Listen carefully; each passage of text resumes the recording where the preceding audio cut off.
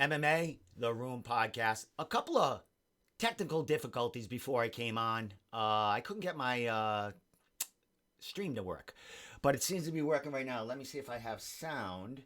And my OBS is screwed up. So right now my stream is skipping, and there's really nothing I can do about that. So the sound is great and everything, but my stream is skipping, which sucks, and I'm not happy about it. But this podcast is recorded. It is recorded, and it will be released tomorrow on YouTube. And it will be very nice and clear, and it won't be skipping like it is right now, which I'm not happy about. Something happened with my OBS earlier before I went live, and right now it is skipping. I am not happy about it. So it's all about the content, people.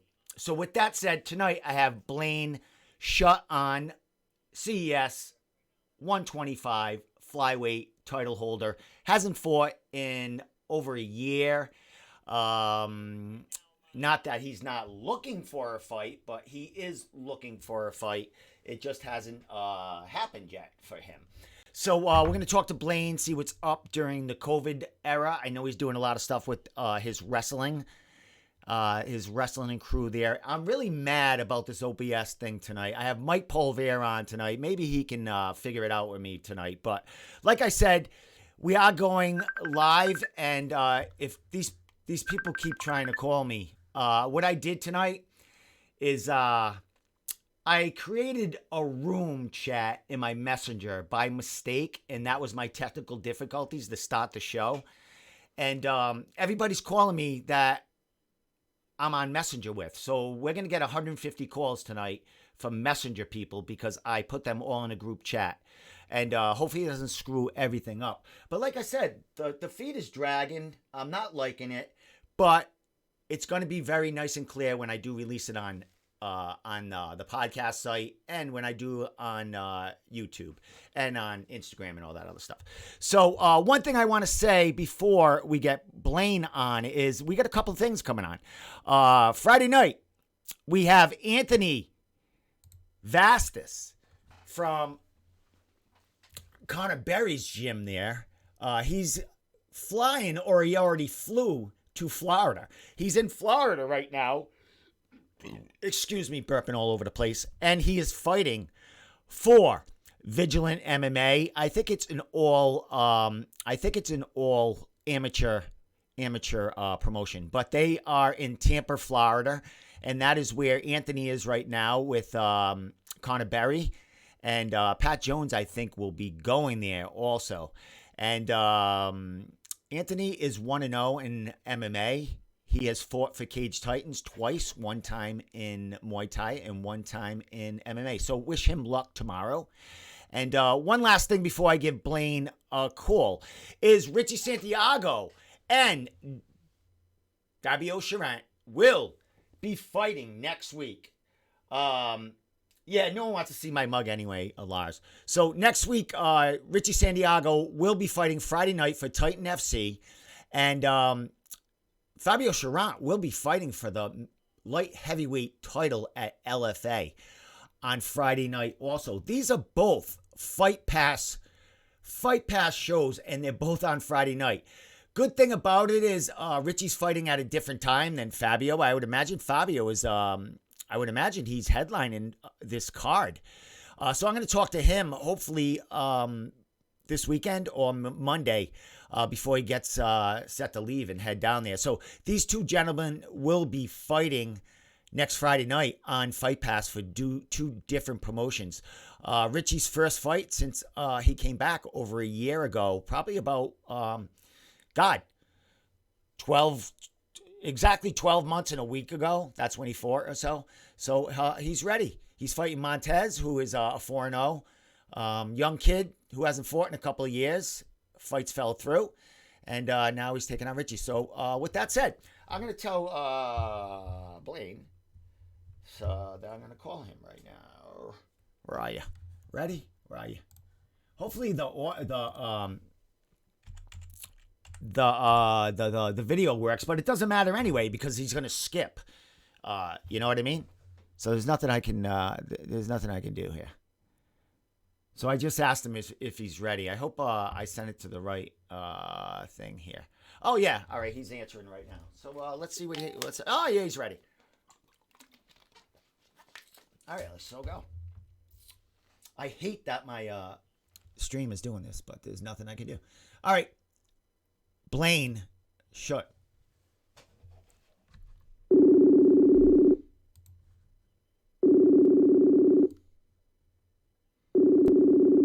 Please answer.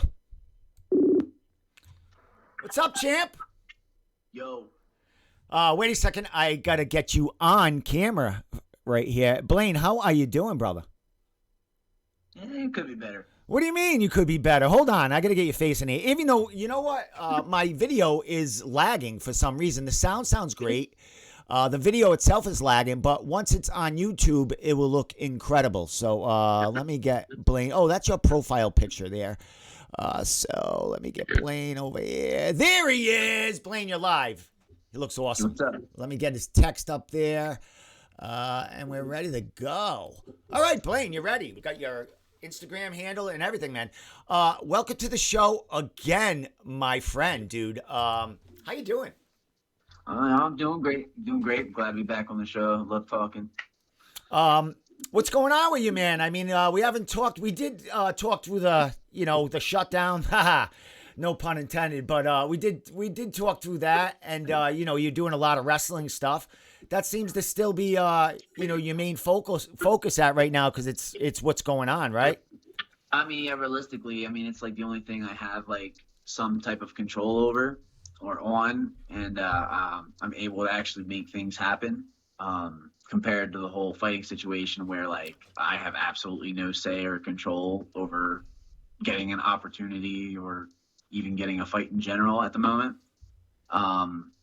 So the wrestling is going great. It's given me some type of relief. I love coaching. It's what I love to do. I wouldn't mind competing on my own, and the itch is starting to really frustrate the living hell out of me, but just trying to stay patient. Something's got to happen. It's been a year. You had a post on Facebook. It's been a year since you had your last fight, and you captured the first ever CES Flyweight title, man. How you staying busy with the MMA end of things? How is your gym as far as, or your camp as far as COVID? Is it an everyday thing that is happening, or are you guys shut down here and there also? So I'm kind of, at least being home, I'm what you would probably call a gym hopper. So I don't necessarily have a home base here in Pennsylvania. But if there's a sole place that I train at the most, it would obviously be my boxing gym, Anywhere's Boxing, and where I get my majority of MMA being home is at Moser's Mat Club. It's rough because the consistency of the gym opening, closing, and hiding what's going on, or even like the capability of like traveling to even get to the gyms is just tough in itself, because I'm not only worrying about my own schedule, I'm also worrying about my daughter's mother's schedule and taking care of our daughter with our work schedules on top of my training and fight schedule. So it's hectic. I'm doing the best I can. I haven't really been able to be as consistent as I've been or would like to be.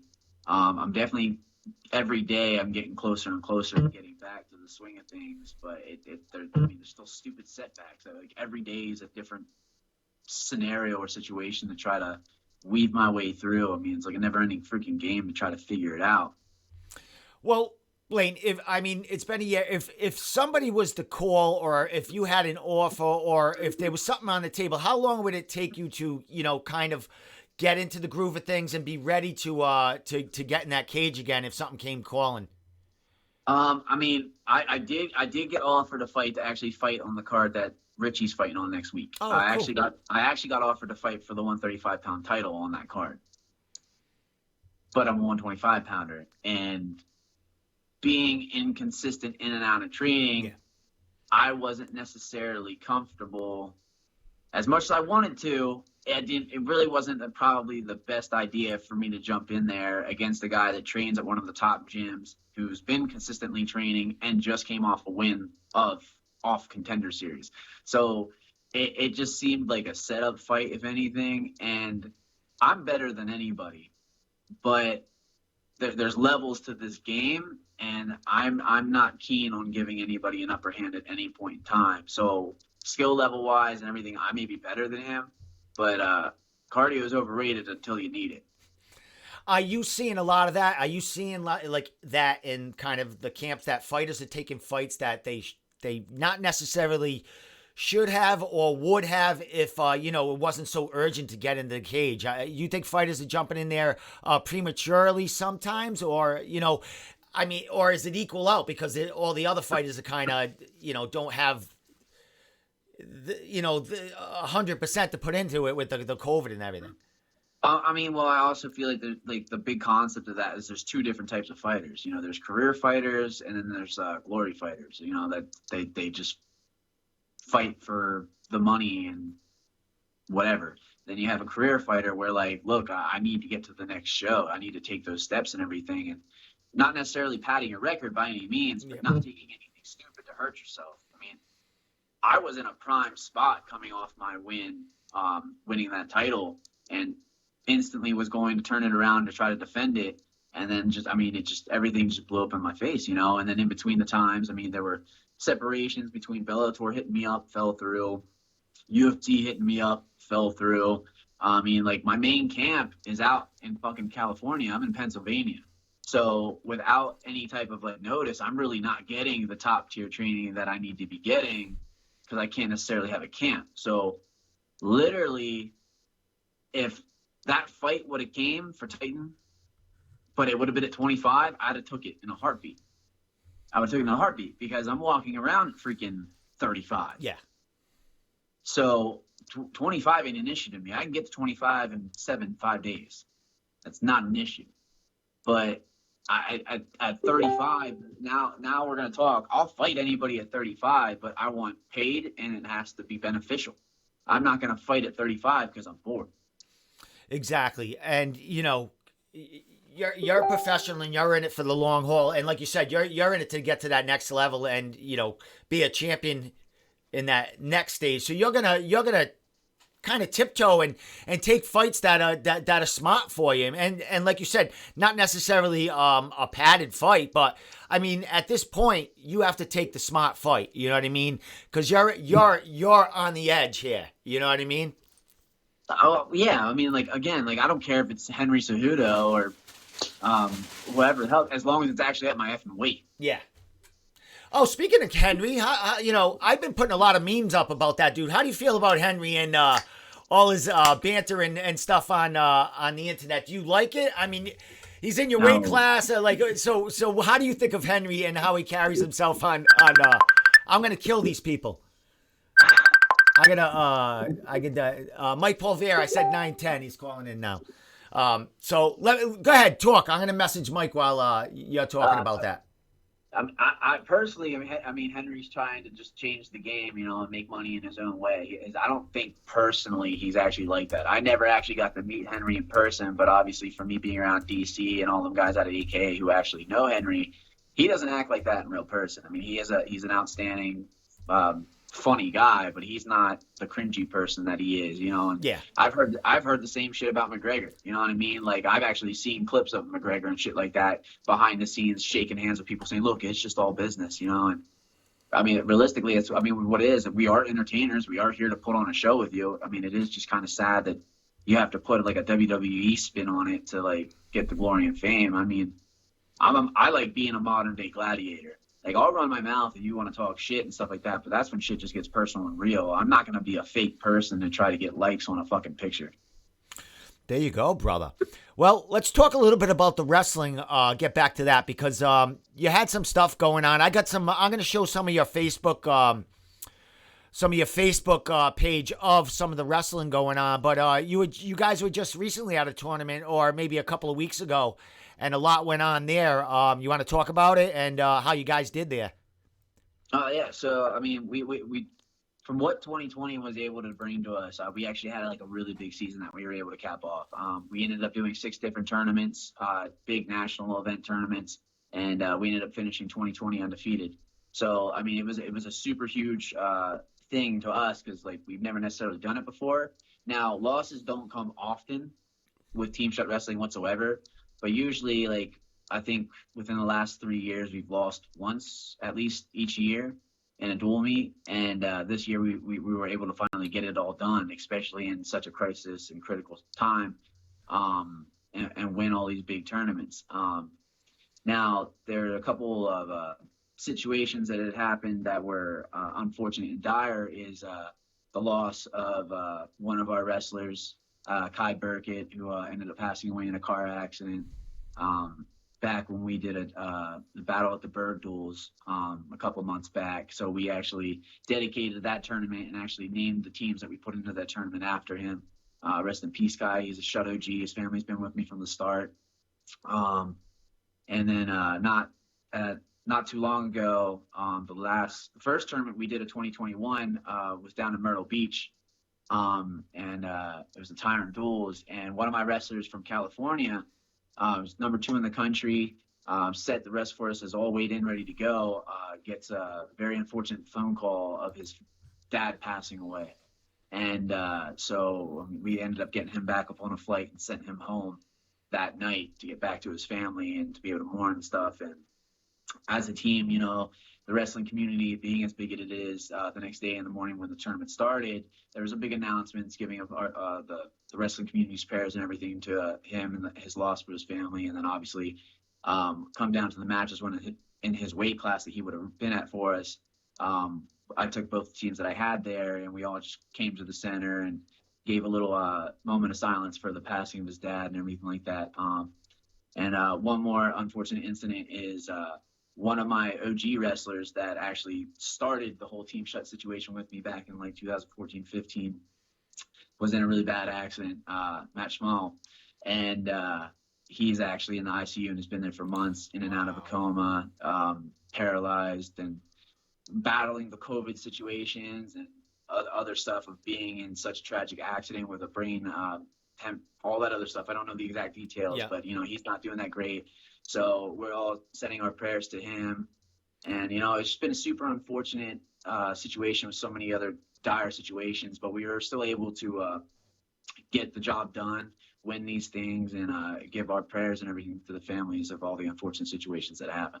Yeah. You know, because that's like one of the biggest things that I think that Team Shut and myself bring to the wrestling community is we're not a club.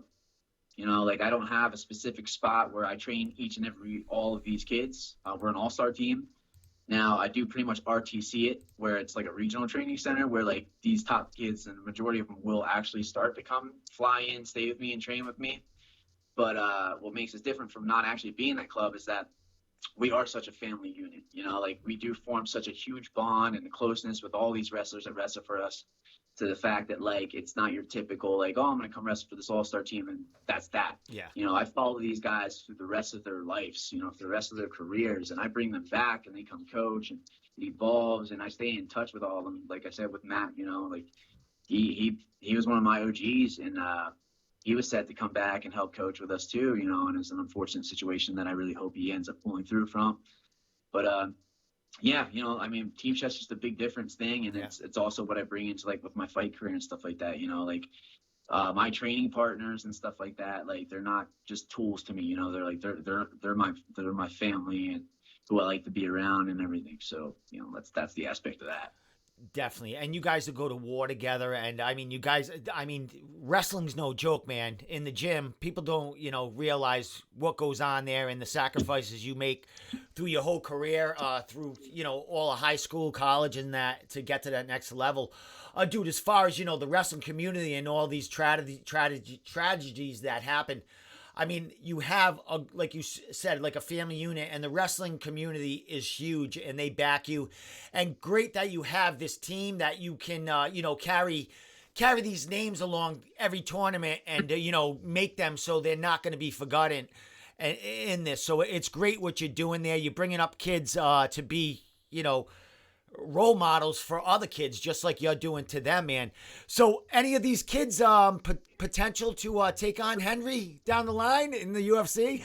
A lot of them, and listen, and a lot of them actually talk to me about it. They're like, Coach, I want to get into fighting. I want to get in fighting. And I stress to them, I'm like, look, fighting's going to be there. It's never going to leave. It's always going to be an opportunity for you to get into and have some fun with at some point. But, right now, the main thing that they need to be focused on is treating what they've learned and their skill set from wrestling for an education. And education needs to come first, whether if it's a JUCO, Tech, or fucking D1 through D3. And education, I think, is super important to all my wrestlers before they ever decide to just take the long, hard, grueling journey of who in the fight career these days. Exactly. I have a lot of fighters, right now it's like it's definitely who in the fight career, with it being so skim and so little cards, man. I mean, there's talent there too, but there's fighters getting pushes because their coaches or managers are just, they're there and they have so many people behind them. Dude, what are you looking, as far as MMA going on now, there's nothing really going on regional, but what are you liking as far as, what you're seeing as far as the biggest stages? Anything? I mean, there's a lot of good fights that were happening with Conor coming back and all that, but is anything you're looking forward to? Is anything exciting, catch your attention in UFC, Bellator, or any of them other organizations? Well, first and foremost, a lot of things that I am seeing is that there are so many guys that I would fucking throttle and just destroy, and it just makes me so sick to my stomach that they're there and I'm just sitting on the fucking couch. Like, nothing pisses me off more than wasted talent, and that's all that this is right now. Whatever big promotion I can fucking get a fight on. I mean, it's any of them. Like, this is just wasted talent that I'm fucking telling you're going to regret not picking up. But other than that, there is a person that I am super excited to come back, and that's fucking TJ Dillashaw. I cannot wait to watch TJ get back in there. I'm so excited about him coming back. I'm so excited.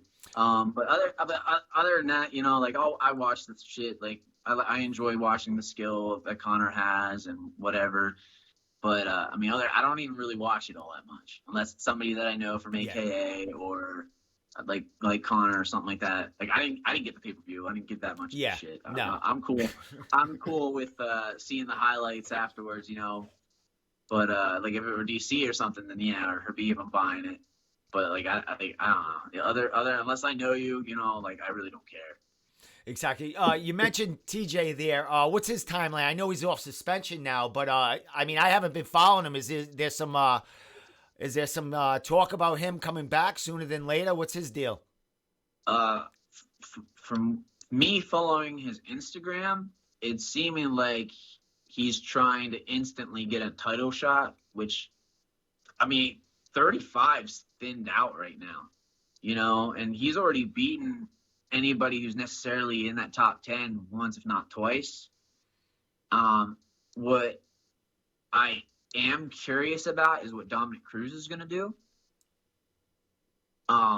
considering his whole fail to make history and do his thing, because I don't think that he's done either. I think the best of him's yet to come too. He just needs to stay healthy, and the same thing happened with Cejudo, and I'm not taking anything away from him doing what he did. But do those stoppages happen again? Look at what Conor did. He won 2 belts with 2 quick KOs and did something like that. But that's some lucky shit. I don't necessarily think that's. Skill is part of it, but it's rare. It's super rare for shit like that to happen. And that other person didn't get to get off. You know what I'm saying? So let's say I understand what you're saying. Yeah. Instead of the fly going right, fly goes left this time, and that could be a whole different banger. Exactly. And it's showing too, because it's was McGregor a one-trick pony? Is Henry Cejudo a one-trick pony? Because they pretty much did the exact same thing. They both fought for 2 different separate titles and finished them quick as fuck and didn't necessarily fight. So, and then when they did, they lost. Henry obviously ended up retiring, but Connor coming back and doing his thing, he's losing. I mean, he did look good against Cerrone, but then again, Cerrone's 40 years old or so. Yeah. He's peaked a couple of years before that, and he's going down. Meanwhile, McGregor's still at his peak, doing whatever he's going to do or end up doing. I mean, he's a great dude. I love watching him fight. He's got great skill and stuff like that, but he needs to get some ground game. Excellent. All right. How about regionally? I'm not much happening here, but you seen anything on the regional circuit that, and when I mean by the regional circuit, I mean Fight Pass, Fight Pass quality promotions. You seen anything out there that interests you? If something was coming down the line, is there anyone out there that would, a matchup with you and them would like really put the eyes on you and on this matchup? Anyone out there? Not really. I feel like, I don't want to talk trash on my division, but like, I don't know who the hell's there, other than like me and Lopez or something like that. I feel, and there's nobody on the East Coast at 25, it's unfortunate for us, and that's why I'm trying so hard to like go to LFA or something like that. Yeah. Other than I would fucking love a rematch with Son Santella. That would be great, but he's over at Brave. I can't even get Brave to look at me, so it's like, it's frustrating as hell. And so it's almost like I'm being forced into retirement, Yeah, a lot of that's happening with fighters. And like we talked about in the beginning, fighters are being forced into fights they wouldn't necessarily take if, times weren't tough right now. So, Blaine, I'm going to have to get ready for Mike Polvere. But last things, man, shout outs, sponsors, anything you want to throw out there before I let you go, man. And, man, thanks for calling again, man. It's a pleasure always talking to you, bro. Absolutely, brother. Well, shout out to my new management team, Full Contact Management. Lars picked me up. I want to appreciate him so much. I know me and him have been talking in and out about him being my manager and stepping in, which I was very tentative about. But he pushed for me to try to get on the Ultimate Fighter. Unfortunately, it didn't happen. He got me that Bellator fight, which unfortunately fell through. So I decided to, I'll give him the chance and we'll see where he can take my career, and hopefully we take it off, because what I was doing wasn't getting me anywhere other than where I was, and I need to get to the next level. It's that simple.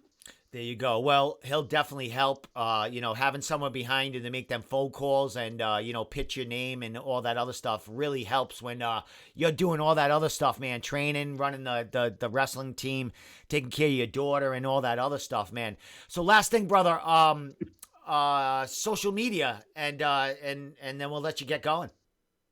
Yeah, you follow me at Blaine Shutt, the Shutdown, at Twitter, Instagram, Facebook.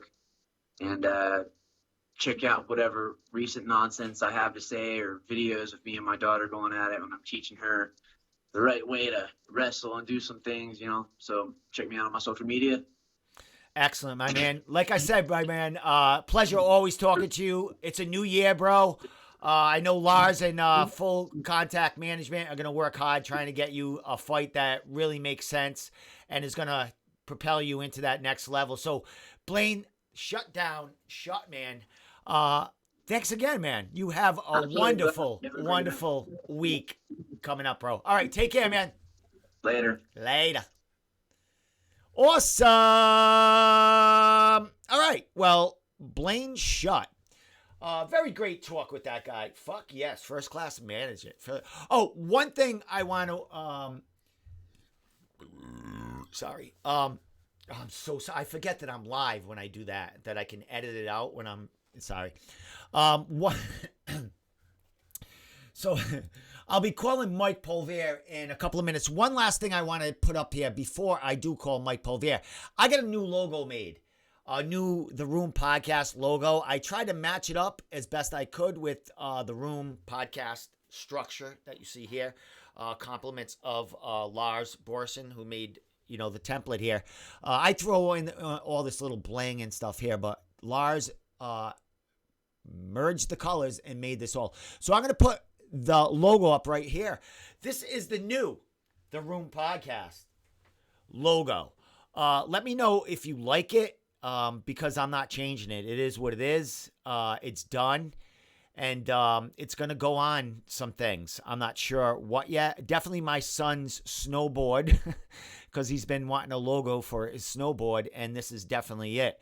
So, hopefully I can make some hoodies and some shirts and, maybe give away a couple of things on the show for swag, you know what I mean? Because I gotta start giving things away, get more people to check in. So if you give things away, people kind of join in. So, with that said, I'm going to get ready for Mike Polvere. But before I do, I'm going to play the Enigma video of their combat jiu-jitsu and their tournament coming in March. I think it's, I don't know the date. It'll say it right here. So check it out, and we'll be right back, hopefully with Mike Polvere. So be right back. Saturday, March 13th, the region's premier grappler battle it out at the Enigma Invitational. Sub-only, no supervise.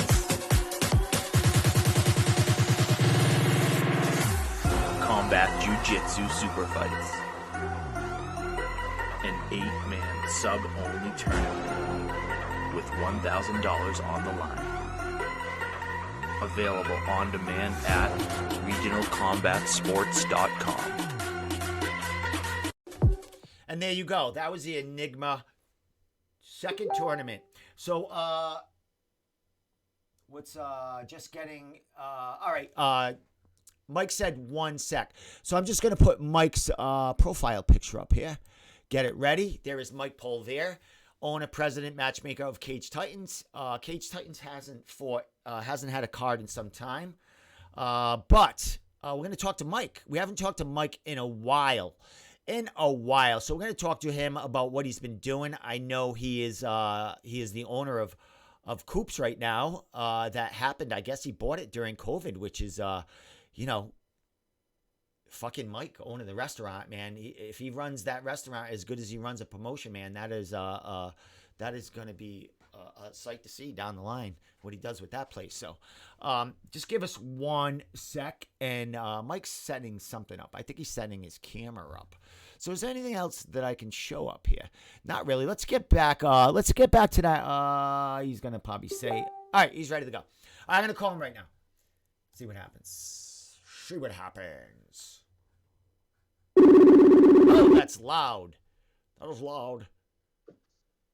Hey, what's up, Mike?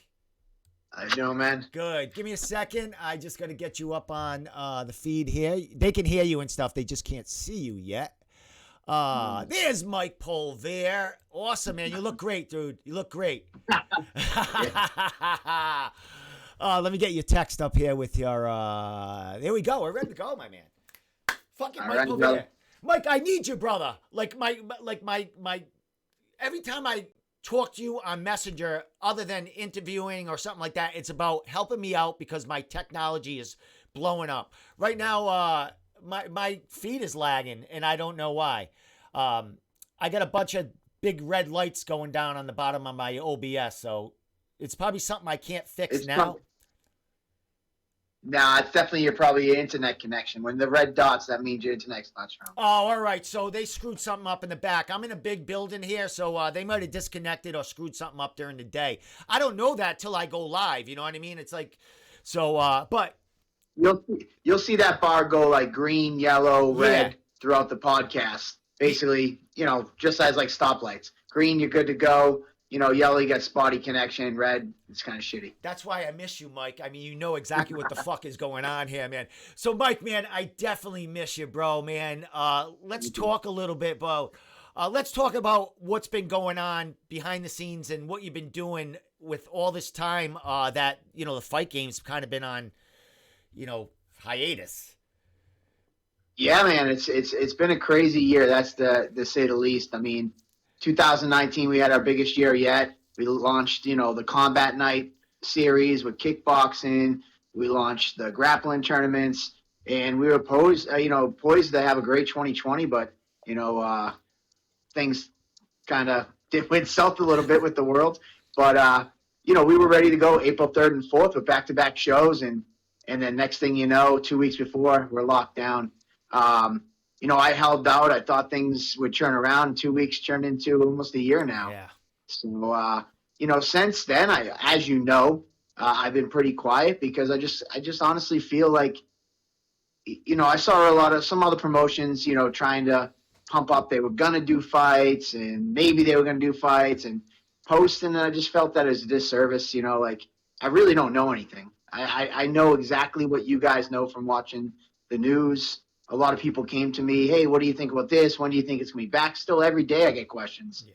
And I just kind of decided to kind of lay low. And when there's time to report stuff, we'll be back. I mean, I have had questions to clear the air that we're not going anywhere.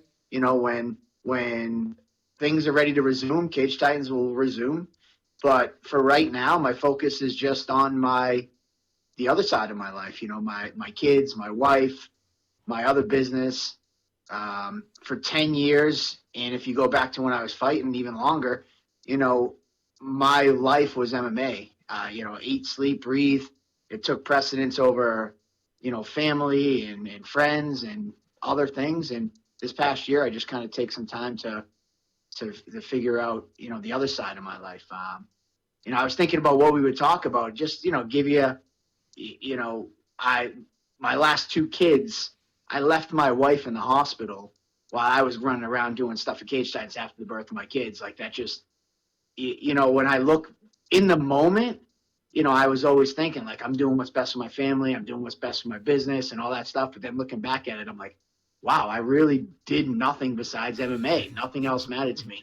So this year I've realized kind of what's important, and in a blink of an eye, my restaurant closed, Cage Titans was closed, and I'm sitting here like, wow, what is life right now? So that's what I've been doing. Not to be somber, it's been great, but that's what I've been doing. Excellent. I mean, a lot of people, during COVID and I don't want to say coming out of COVID, but living through COVID, have found themselves, like you don't realize what you're missing when you have a passion and you're just like, MMA, like you had the promotion and you had other kids you were taking care of too with the promotion, you know what I mean? So, and you were doing great and you know what I mean? And your wife was involved, but you start to, kind of miss that stuff that's over here because you're on this mission.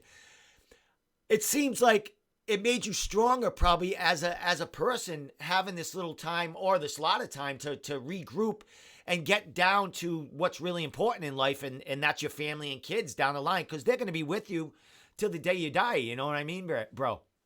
Yeah, it's funny because, 39 years old, I'll be 40 in April, and I got 5 kids. It took me this long. My oldest is 17. This past year to really realize what it's to be like a great father. And yeah, by all means, I mean, I'm not saying I was a shitbag dad. I took good care of my kids, but, being able to be at games and taking them to practices and doing homework and schoolwork and just kind of doing those type of things because, me and my wife had a, great arrangement. She knew I was working and things like that, but I missed out on a lot of that stuff. Yeah. So this year is kind of, like I said, I went from having my restaurant and Cage Titans to being a stay-at-home dad and my wife having to go work at the hospital and pick up hours to support us. So, I kind of got to see the other side of the coin, and it's made me a better person, a stronger person. I think when we're ready to come back for Cage Titans, it's definitely going to help me in that business as well. But again, I can't stress it enough. I miss MMA. Mm-hmm. My silence is only because there's nothing to report. Yeah. There's really nothing. I mean, we see the world every day, how the news is something different, and it's like, I don't know better than anybody else. I'm living this like you guys. So, I stay silent for a reason, not because I want to be away. I did get the pleasure of going to Brazil with Johnny Cupcakes and corner him. Going away with Richie to Miami next week. I helped Pete behind the scenes for his UFC fight. So, I'm still kind of quietly behind the scenes. It's just, again, that's just kind of where it's at. It's, it is nothing really to say besides that. We did look into going to New Hampshire to do a show back towards the end of last year, but we were basically told that they committed to the events that they had, but until things were kind of more solid in terms of crowd, who's in charge of the crowd, things of that nature, they weren't comfortable putting any more dates on the books for 2020. I do notice that today there was a boxing event that's announced for April up there, so maybe we get back in talks with New Hampshire. I've done shows in New Hampshire before. I'm familiar with the commission, so I wouldn't count that out of the equation. But I'm kind of like Dana White, like in a different way though. Like Dana's like, if I can't have a crowd, like, I don't want to do empty arenas kind of deal. Like, but then he ended up doing it. Yeah. But I mean, for us at Cage Titans, like, I don't think we're in a position where we would do no crowd shows. It'd be very difficult on us. It'd be very difficult on the fighters. Asking fighters to take no pay. Yeah. And though everybody's volunteered their services, I said it before, photographers and everybody, listen, we just want to get back to work and do it. I think it would be a tough position to put people in. So if they have crowds and we can do shows, cool. If not, we waited out here in Massachusetts. Plymouth's been my home. I live here. Memorial Hall has been our home. So like we waited out, and when it's time, it's time. That's kind of it. Excellent. Well, fighting put on the side, you talked about the restaurant. Mike, Coops has been a big part of Cage Titans for a long time. Sponsor, you managed the building, the restaurant, but you stepped up. Did you purchase Coops? Like, what happened during this? Like, you had to buy something. Like, you had to take something over and have it yours. Is that what happened? Like, what went on during this that you are now, I do believe, the owner of Coops? I'm neither confirm or deny that rumor. But basically, my best friend's had this place since 2006, and I've always helped him in some sort of way. When I worked at Lombardo's, when we first started Cage Titans, I kind of helped him consulting. And then probably about 8 years ago, I kind of took over in an official capacity as the general manager. And, that was the great thing about Cage Titans. I always had a job, so I could run Cage Titans, not in a manner that I had to squeeze people and screw people over to make a buck. I truly ran Cage Titans like it was our family, and we're just a group of people, like-minded people that try to put on an event. Because my job's always paid my bills. Yeah. But during COVID, when we shut down, my best friend was kind of just like, I'm kind of enjoying staying home. So like, we're just going to kind of ride this being closed out. And in about June, I said, I got no Cage Titans. I got no restaurant. I need to do something. So, June 4th, needless to say, I opened it back up, and we've been open since, dealing with all the issues with, COVID and things changing with capacities, but we're doing really well. It's a great place. We have people that come in there 3, 4, 5 times a week. Yeah. We're their spot. And like I run Cage Titans, it's a family there. Like, these people know our names. We know their names. They know our kids. I'm always emotional, so I'm going to hold my emotion on this one. But like, we had a guy that came up from Florida, and he was a regular, and he went down to Florida during COVID. And when we started outdoor dining, he came in, and we hadn't seen him for 4 or 5 months with his daughter. And she's like, he had to come back up to Coops once he heard you guys are open. So, we're reminiscing, having a good time. He's probably 70, 80 years old. And I was like, I can't wait to see you again. And his daughter pulled me aside and was like, he won't be in again. This is, this is one of his last stops. Yeah. And a week later, he passed away. But that was kind of the connection. And that's always been, my driving force is connection with people. And so we've been doing great, and it's been keeping me busy. I did have COVID. I had COVID in December. How was it? How was it for you? It was nothing. Yeah. I got it a couple days before Christmas, and honestly, like, with all my kids, I still had to put Christmas presents together. I still had to do, take the stuff out of the attic, and I powered through it. And I would say I never had a fever or anything like that. I was a little sore, a little tired. Beyond that, It wasn't much. My wife had a couple headaches. She didn't really have anything. The kids, I wish the kids got sicker because then they would stay still. They were running around like animals. You know? They were worse. Yeah, exactly. It's like you can't leave the house and they're running around like animals, and you're like, can you just want to go to like lay on the couch? You know, so that was a painful 3 weeks. But yeah, overall. So yeah, Coops has been great. Thanks for asking. Can I ask you? know, Can I ask you something about the Coops? Right.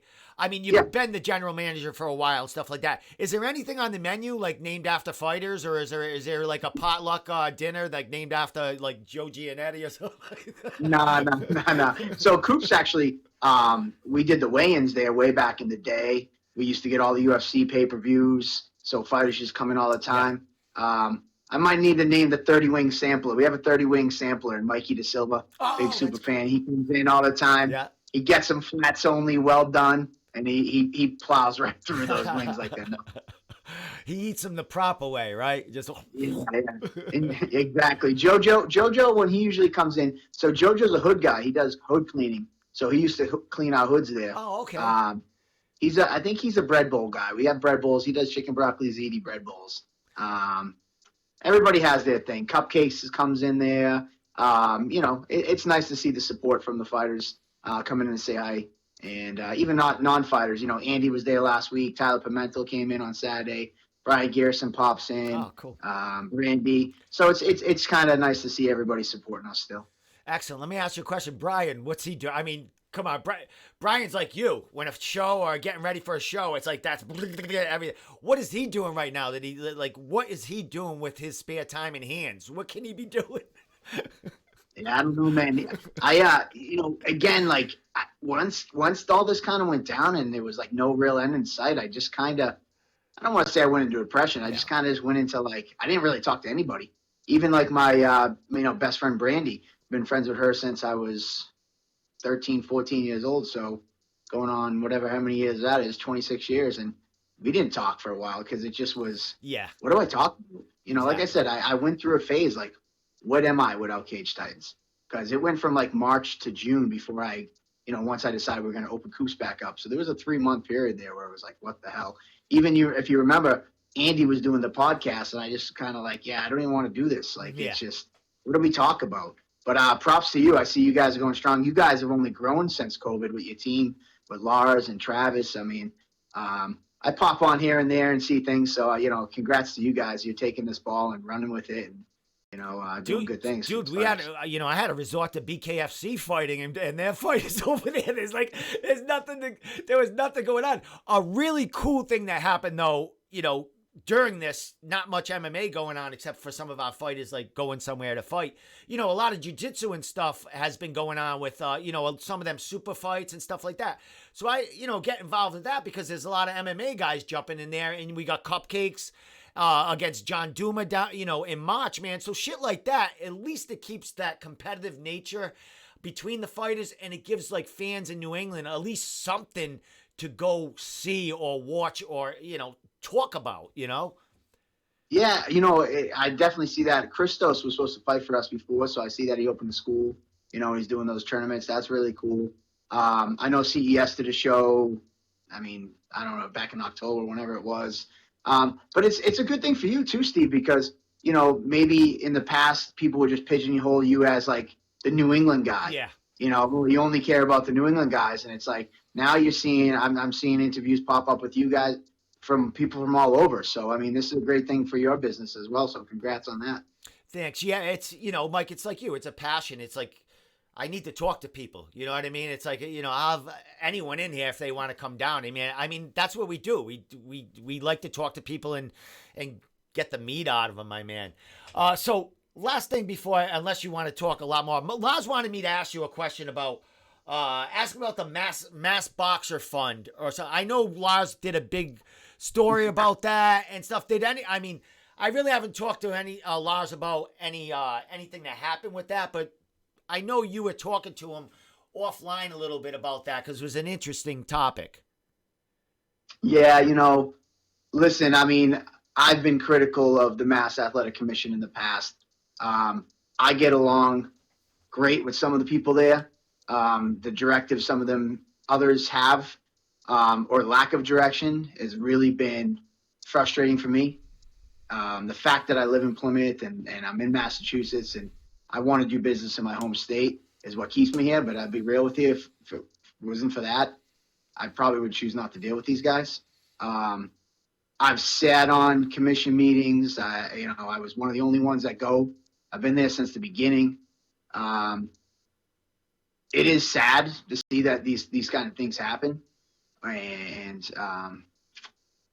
I know that for a while they didn't even know how you could apply for the Boxers Fund.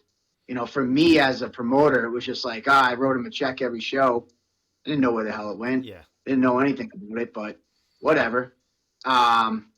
So yeah, it's a little frustrating. I know at certain points in time, they've had commission members come in and say, well, we need a board set up. If we don't have a board to approve applicants to access the Boxers Fund, we need a board first. Then they need an application. I don't even know where the process stands, if they even have an application or a board. I've heard kind of rumors they had a board appointed. Who knows? Hopefully it brought some light to it, and maybe things get done now. The unfortunate part about this, though, is, like you said, Steve, you're passionate about this. I'm passionate about this. There's a lot of people in MMA that are passionate about this, and unfortunately, I can't speak for right now, but in the past, the board in Massachusetts, they weren't MMA people. They weren't even, maybe there was one boxing guy appointed to the board, but there was no MMA people.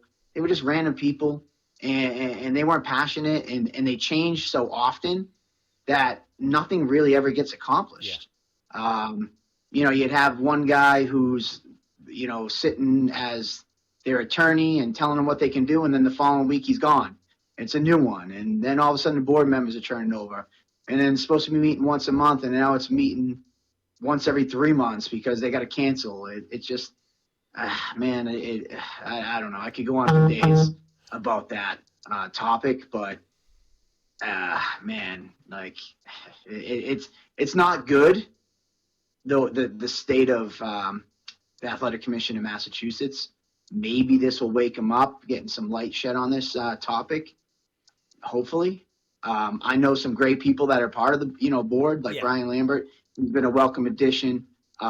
He's a former athlete, though he wasn't MMA. He's a former athlete, so he knows what it's like for an athlete and competitor. So he's helping out there.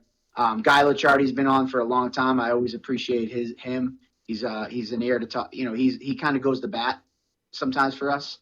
But yeah, so there's some good people there, but I just think sometimes their hands are tied.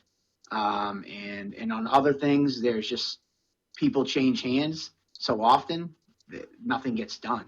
Or it's like, I'll tell you a story. So 4 years ago, I want to say roughly 4 years ago, they were talking about writing the regulations, rule review and regulation review. And then about a year ago, when my son was born, September 15th, I told you I left my wife in the hospital, two of my last kids. It was to go to a rule regulation review. And it was supposed to be like the last day, September of 2019, the last day, the last review, rule regs, and these were going to get put into place. That was September. It never happened. And now, granted, COVID happened and killed 2020, but, there was still 6-7 months that things could have been going on. Yeah. And it was always, let's table it to next one. Let's table it to next one. I literally left my wife in the hospital on the day she was getting released and said, well, let's just get out in the afternoon. And I went to that meeting. I gave up my time and because I believe in something and it never gets done. So I'm a little bitter towards them. It was my choice, granted, to do what I did to be there. But I thought it was for a greater good for fighters and things of that nature and to help this sport progress. And these guys, it's always something. Oh, we don't have a quorum. We don't have at least 3 members. We got to cancel this meeting. Oh, well, let's table it to next. Oh, legal's got to look at it. I hate politics. I'll tell you that much. Yeah, there's a lot of that going on. If anything, Lars is watching things now. You're still watching. I mean, we have a voice here at NewEnglandMMA.org. If we see something that's not right, I I mean, we're going to investigate it and throw it out there and let people come up to with their own conclusion. A lot of fighters jumped on board here. I mean, a lot of them messaged Lars, wanted to know a lot of stuff. And it gets word of mouth, man. And like you said, I mean, if we're talking about it, it's going to get back to the commissions and chip away to get things fixed, Yeah, for sure. Not to beat them up so bad. Yeah. I mean, it is what it is. But, you got to make it to the meetings. You got to be on top of them. You got to push them, and you got to stay on top of them. I got a reputation probably up there as the pain in the ass because I'm the only one at the meeting speaking up. And it's like, sometimes I lose my voice because they're like, it's just everything we say, Mike's got to say something about it. And it's like, yeah, because I'm the only one that knows what we're talking about. I'm the only MMA person at these meetings. So of course I'm the one that's going to say something every damn time. But I feel like sometimes my voice get lost because, I was the guy that's just always the only one always speaking up. And they just want to come in.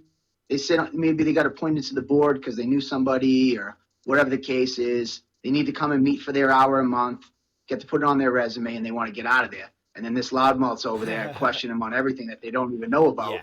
And they're like, shut this guy up. So if they start doing meetings again, I encourage fighters and you guys, go to the meetings and speak up and let your voice be heard because that's the only way some things can change.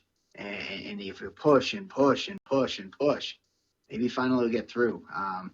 So we'll see what happens. Excellent. Well, if one thing I know I'm a pain in the ass. So if I have the time off, getting together with Lars and we can all go down there as, power in numbers and, hit them guys that are there once in a month just to get that on their resume, hit them where they don't even know where it's coming, man.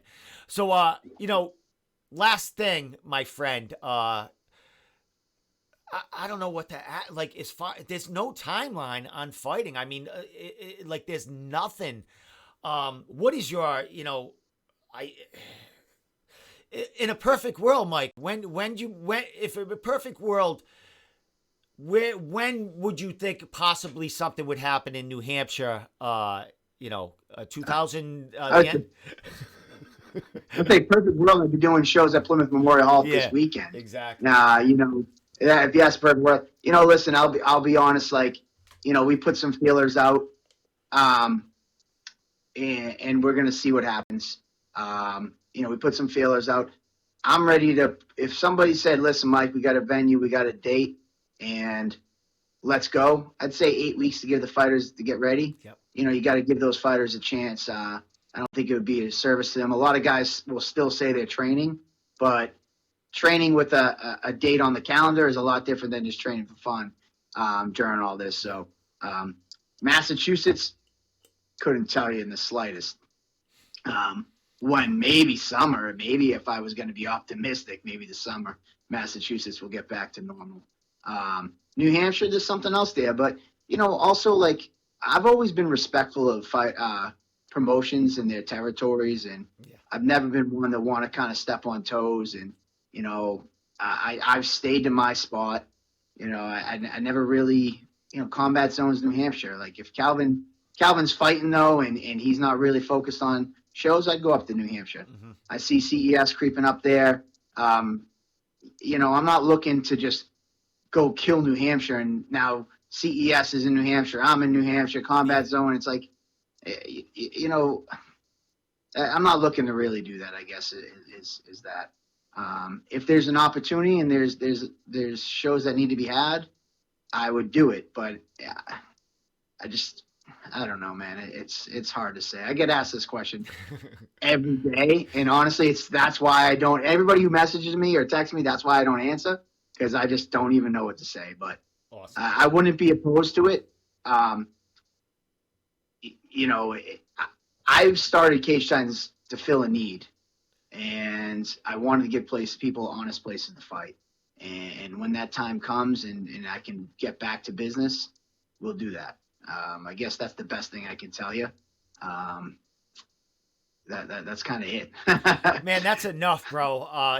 It's a breath of fresh air getting to catch up with you and know that, things are working out, and you filled that void as far as the fighting world with something else, your family, the kids, your wife.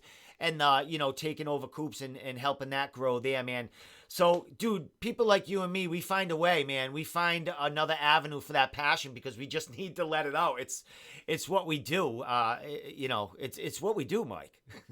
Yeah, man. It trust me, and just talking to you, like, I mean, it was random that you hit me up last Wednesday. So I hadn't talked to Andy in probably over a month, and he wished me a Merry Christmas, things like that, and I didn't reply because I had COVID, my family, I was dealing with shit. So I literally called him last Wednesday on my way to work.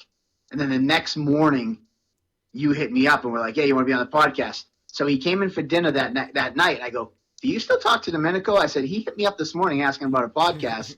And I was like, it was random that I haven't talked to you in a month. Last night we talked, and then the next morning he hits me up asking for a podcast.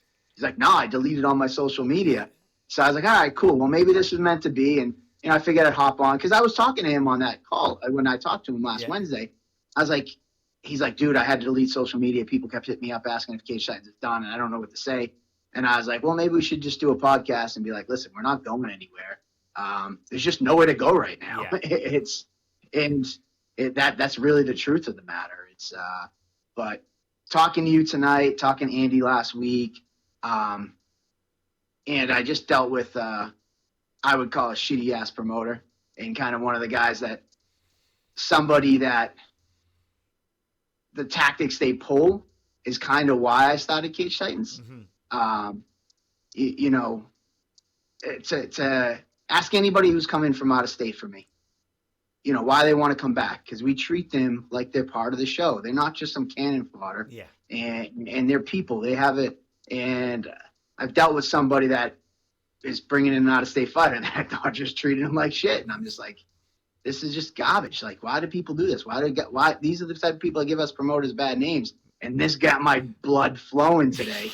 And I'm like, fuck, I need to get back in doing this because there's still these shitty promoters that treat fighters like crap. And I'm not okay with it. And you're helping the fighters out, get fights, and helping them along. So you're seeing a lot of this now, not that you didn't before, but now you're seeing it because you're dealing with them, you know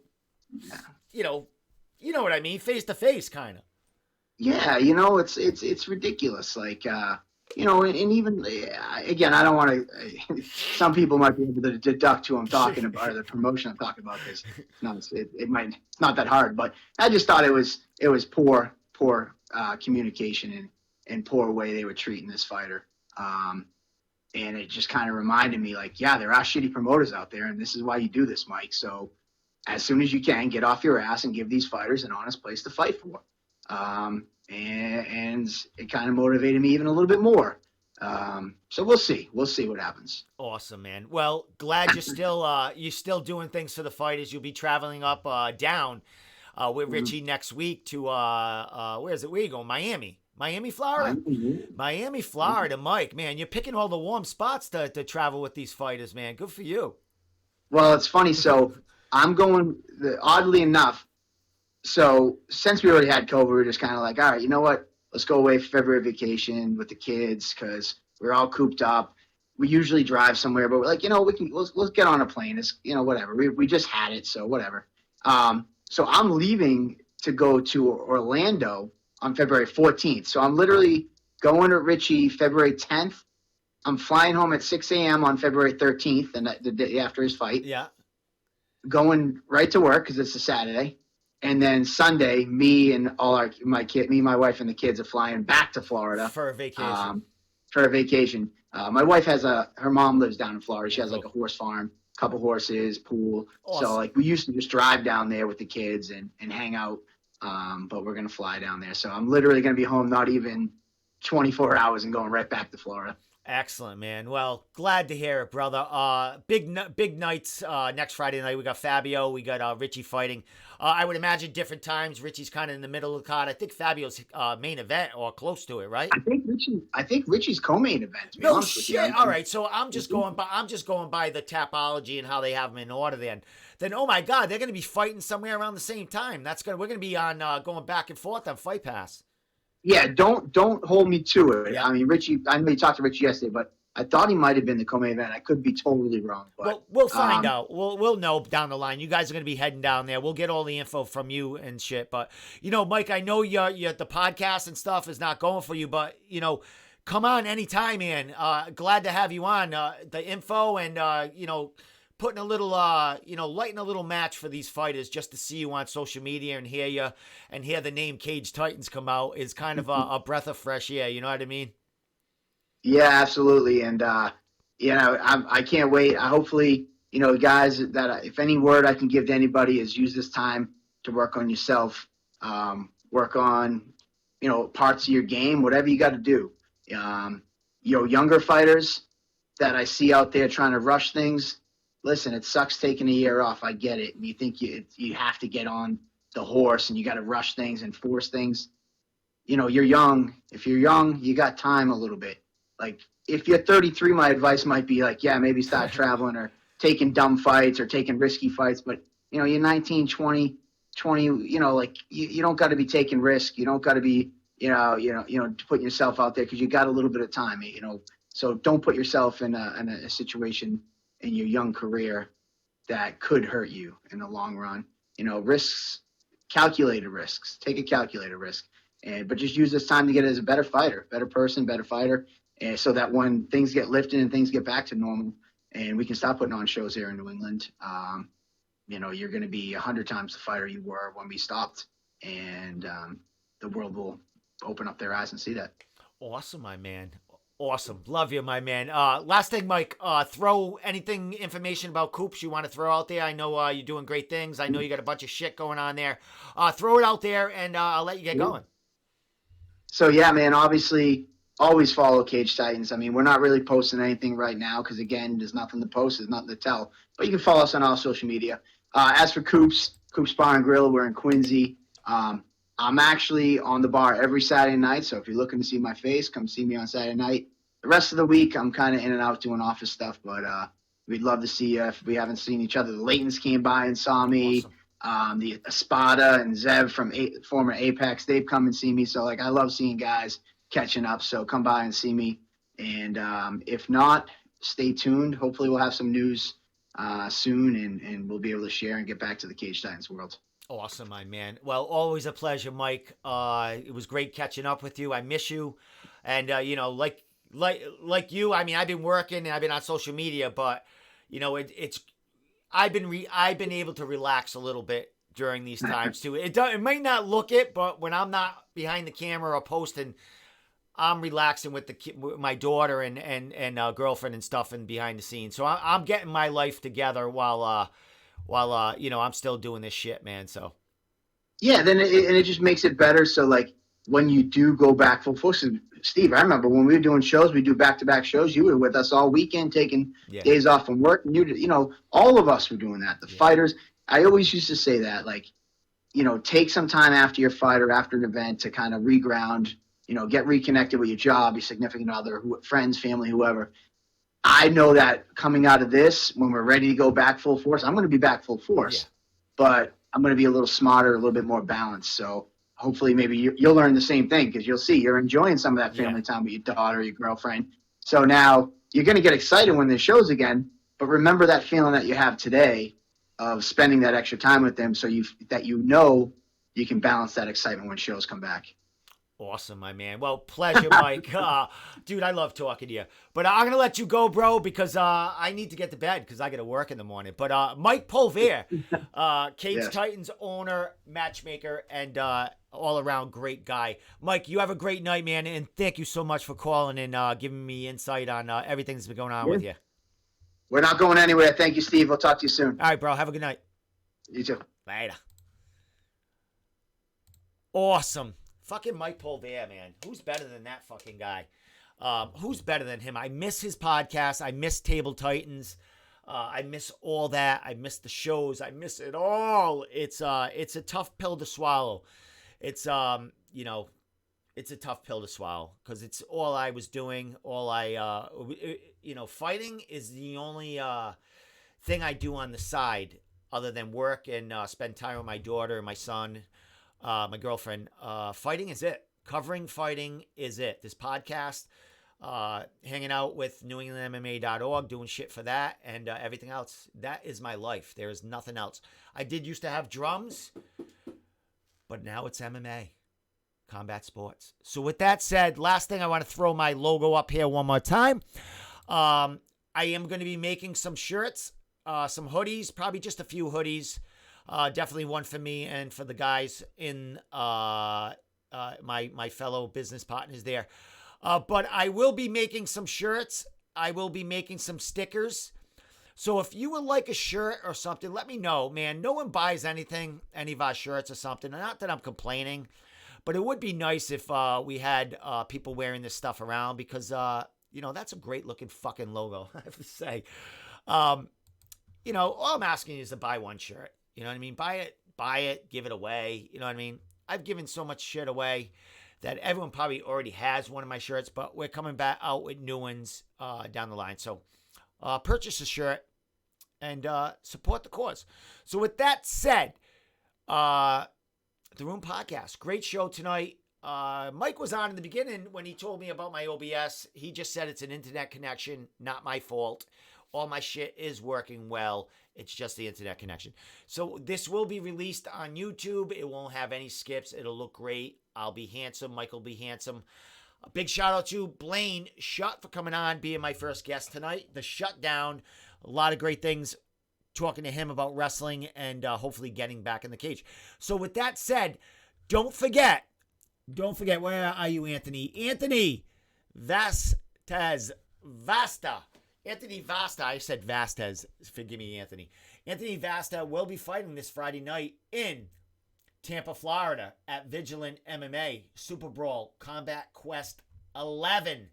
It will be on Fight TV, people, so it will be streamed live.